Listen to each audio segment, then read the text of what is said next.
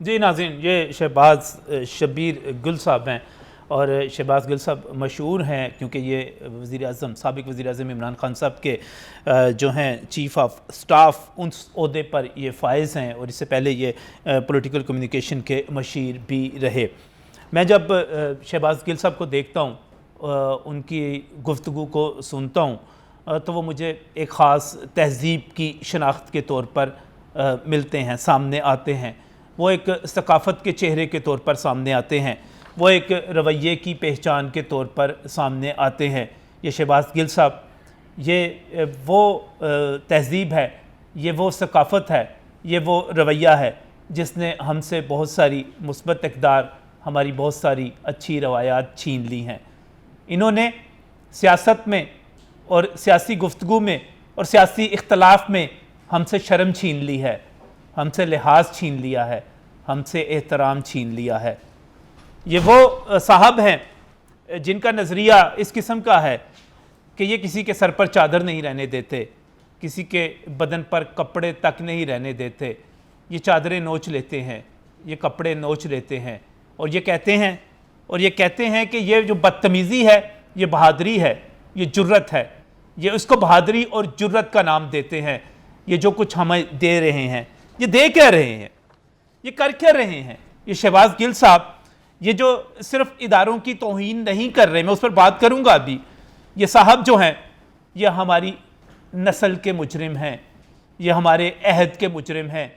ये शहबाज गिल साहब वो हैं जो बेटों को बाप के गलों से पड़वा देते हैं, उनके हाथापाई करवा देते हैं। ये शहबाज गिल साहब वो हैं जिनकी तालीमात ये है कि ये उस्ताद के आगे शागिर्द को खड़ा कर देते हैं और कहते हैं जाओ उसकी दाढ़ी को नोचो। कहा जाता है ये जुर्रत और ये वफादारी की अलामत है। और मैं ये कहता हूँ कि मैंने इतने मनफी लफ्ज़ इससे पहले, इतने अच्छे अल्फाज की इतनी मनफी तारीफ़, इतनी मनफी अमली सूरत मैंने आज तक नहीं देखी। इस वक्त शहबाज साहब ने जो कुछ किया, इन्होंने जो गुफ्तगू की एक टीवी चैनल पर जाकर, जिसको बाकायदा कहा जा रहा है कि राना सनाउल्लाह खान के मुताबिक बाकायदा प्लान किया गया, इसको जो इब्तदाई शवाहिद हैं और जो हमारे पास FIR मौजूद है, इन्होंने किया क्या? इन्होंने मुल्क में इंतशार फैलाने की कोशिश की, इन्होंने हमारी फ़ौज को तकसीम करने की कोशिश की, इन्होंने फ़ौजी अफसरान के हवाले से जो गुफ्तगू की, इन्होंने वहाँ पर तरगीब दी कि जो जवान हैं वो अपने अफसरों का हुक्म ना माने। इन्होंने फ़ौज के ख़िलाफ़ आवाम को नफ़रत पर उकसाने की साजिश की, इन्होंने पाकिस्तान की सालमियत को नुकसान पहुँचाने की साजिश की। यह रवैया कोई आम रवैया नहीं है, यह रवैया मखसूस है एक सियासी जमात के साथ, उसके फॉलोअर्स के साथ। और मैं ख़बरदार करना चाहता हूँ, मैं कहना चाहता हूँ कि आप किसी को गाली देते हैं, आप किसी पर इल्ज़ाम लगाते हैं, आप किसी की ऐसी तैसी करते हैं, तो आप यकीन कीजिएगा जब आपके खिलाफ कानूनी कार्रवाई होगी तो आप शहबाज गिल की तरह ही कचहरी में अकेले पेश हो रहे होंगे। आपके पास हवालात में, जब आप हवालात में होंगे तो आपके माँ बाप होंगे, आपके बहन भाई होंगे जो आपको खाना देने के लिए आएंगे, कोई आपके पीछे नहीं आएगा। और आप पर मुकदमात कैसे कैसे दर्ज हो सकते हैं, ये इस वक्त जो मेरे पास FIR मौजूद है, इसमें जो दफ़ात लगाई गई हैं शहबाज गिल साहब पर, वो 124A ताज़ीरात पाकिस्तान है, सेडिशन है और इसकी सज़ा उम्र कैद है। ये एक दफ़ा 120 है, ये दफ़ा 131 है जिसमें यूनिफॉर्म की हुर्मत की बात की गई है और यहाँ पर भी सज़ा जो है वो क्या है, वो उम्र कैद है। ये हंगामा करने की साजिश जो है, 153 ताज़ीरात पाकिस्तान की बात कर रहा हूँ, ये 153A की बात कर रहा हूँ, ये 505 है, ये 506 है, ये 121B है, ये 109 है, ये 34 है। ये तमाम दफ़ात जो हैं साबित कर रही हैं कि शहबाज गिल साहब बहुत बुरे फंस गए हैं, बहुत बुरे फंस गए हैं, बहुत बुरे फंस गए हैं। उन्होंने जो साजिश की वो समझ रहे थे कि जिस तरह वो अपने सियासी मुखालफिन के ख़िलाफ़ गुफ्तगू करते हैं, वो समझ रहे थे कि जिस तरह उन पर हमला करते हैं इसी तरह वो कौमी इदारों के ख़िलाफ़ बात करेंगे और वो साफ उसी तरह निकल जाएंगे एक बहादुर के तौर पे, एक जुर्रतमंद के तौर पे।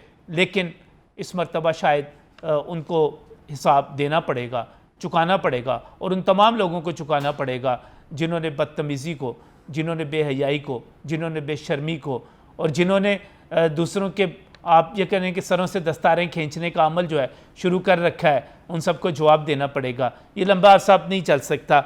हमें तहजीब की तरफ जाना पड़ेगा, हमें तमीज़ की तरफ जाना पड़ेगा, हमें इखलाकियात की तरफ जाना पड़ेगा। ये इस तरह नहीं चलेगा। ये बताइएगा कि ये जो सारी दफात लगी हैं, इनकी सज़ा क्या है, ये इल्ज़ामात क्या हैं और इनका नतीजा क्या निकल सकता है? देखिए जी, सबसे पहले तो 124 की तरफ अगर हम आते हैं, 24A सेडेशन उकसाना, जैसे देखें कि उनकी सारी तकरीर एक उकसावे का वजह बनी। जैसे उनकी इस वाले से होता है कि बाय वर्ड्स, बाय स्पोकन और बाय रिटन और बाय साइन और बाय विजिबल रिप्रेजेंटेशन, आप किसी को इशारे से किसी को उकसाते हैं, किसी को कोई बात करते हैं, लिख के देते हैं, लिखे को दिखाते हैं। उस हवाले से आप देखिए इसकी 3 साल है, हेडिंग ही मेरे ख्याल सेडिशन की दी गई है कि आप उकसाना। हाँ जी, और इसमें देखिए 3 साल सजा है कम से कम और लाइफ इम्प्रिजनमेंट भी है।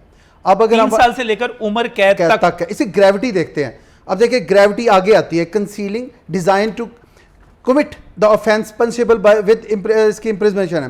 देखिए 120 को हम लेते हैं कि सही खबर, जैसे आप समझते हैं कि कोई खबर सही है लेकिन आप उसमें मैनिपुलेट करके और लोगों में फैलाते हैं, जिससे कि आगे जाके फैसिलिटेट भी कोई करता है आपको, जिसके क्लाबिया बनी गाना से मिलाते हैं, जो 100 के करीब इनका हैंडलर है, जो इस सारे सिस्टम को, अब जो इन्वेस्टिगेशन बननी है, मेरे भाई सही फरमा रहे थे कि कमेटी बनी है, लेकिन वो FIR की इन्वेस्टिगेशन के हवाले से नहीं, वो इन्वेस्टिगेशन के हवाले से है, ताकि उन हैंडलर्स को पकड़ा जाए।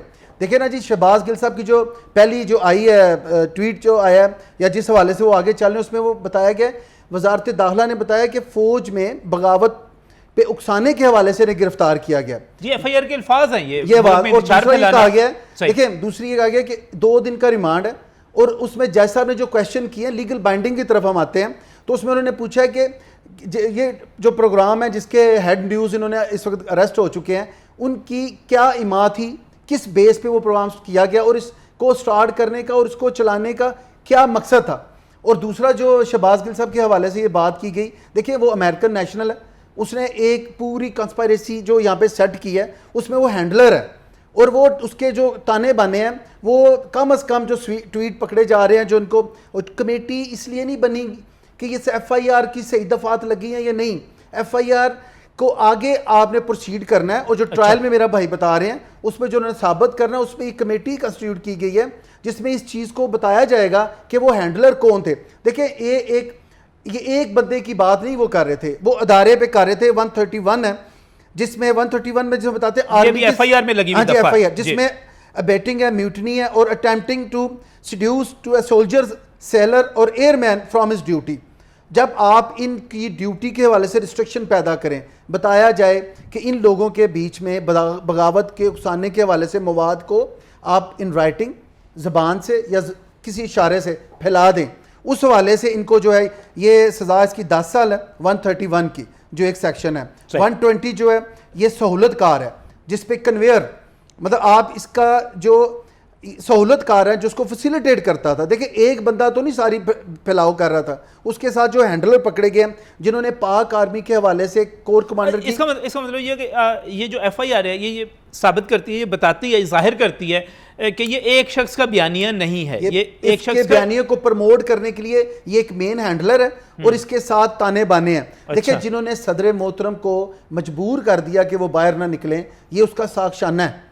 ये जो कोर कमांडर जो इस वक्त डेथ हुई, जो शहादत के रुतबे तक वो पहुंचे, उसको इन्होंने मैनिपुलेट करके एक नई चीज़ में डाल दिया, जिससे बगावत का ये एक टाइमिंग सेट थी कि जब ये एक हादसा हुआ उसको इन्होंने इस तरह मैनिपुलेट किया कि इस स्पोकमैन ने अपने आप को जो रिप्रेजेंटेटिव बताते थे कि मैं चीफ हूं उनका, उसने इस चीज़ को बगावत के जुमरे में खुद अपनी बात कहीं से लाए।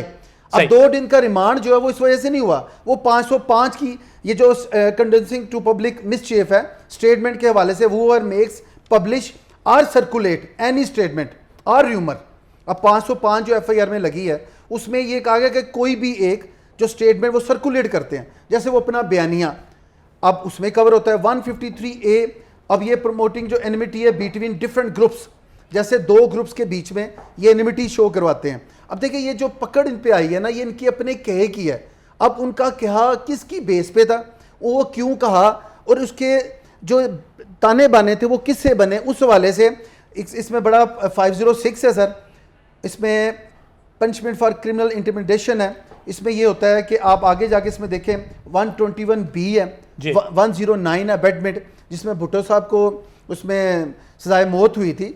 मतलब आप देखें ये सेक्शन जो है इस बड़ी संगीन दिफात है सारी की सारी, और ये सारी की सारी जो लेकर जाती हैं, ये लेकर जाती हैं उम्र कैद तक तो कम से कम ले जाती हैं। ठीक है, और प्रोवोकेशन की तरफ देखिए, आप देखिए 153 है इसमें, तो ऐसे ही है। देखिए इसमें मैं बताऊं 153 में कंटेंशन, अब देखिए इंटेंट टू कॉज रियट, दंगा फसाद, अगर ये करते थे लोग तब भी, और अगर करने की तरफ माइल किया जाए तब भी 1 साल सजा है, अगर ये साबित हो 153 सेक्शन, और अगर ये ना भी साबित हो, अगर इन्होंने लग गया, ठप्पा लग गया इसका, तो तब भी 6 माह के लिए अंदर है सही इस सेक्शन के तहत।